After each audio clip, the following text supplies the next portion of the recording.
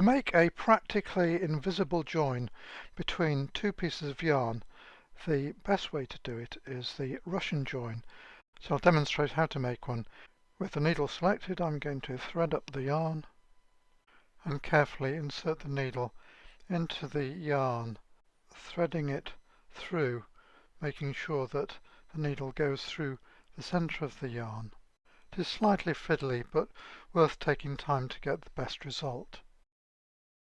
And thread the needle into 1 to 2 inches or more of the yarn.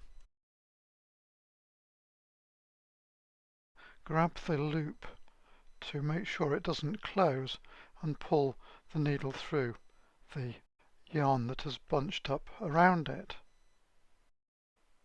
And now pull the loose end of yarn through the bunched up yarn, unthread the needle and repeat the process on the other piece of yarn to be joined.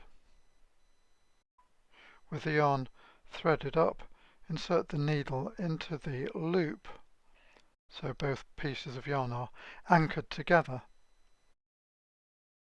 Then carefully thread the needle through the yarn as before, making sure the needle stays in the centre of the yarn.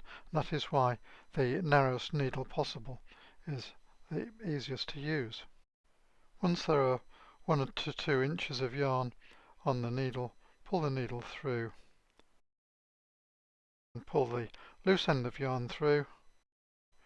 Then pull the yarn on either side of the join to close the loops, and then the yarn that has bunched up can be pulled over the yarn on either side of the join. And finally, the loose tails can be cut off on either side of the join. And the more yarn that is threaded into on each side of the join, the stronger the join will be. And here it is, a Russian join that is virtually invisible and, as you can see, reasonably strong.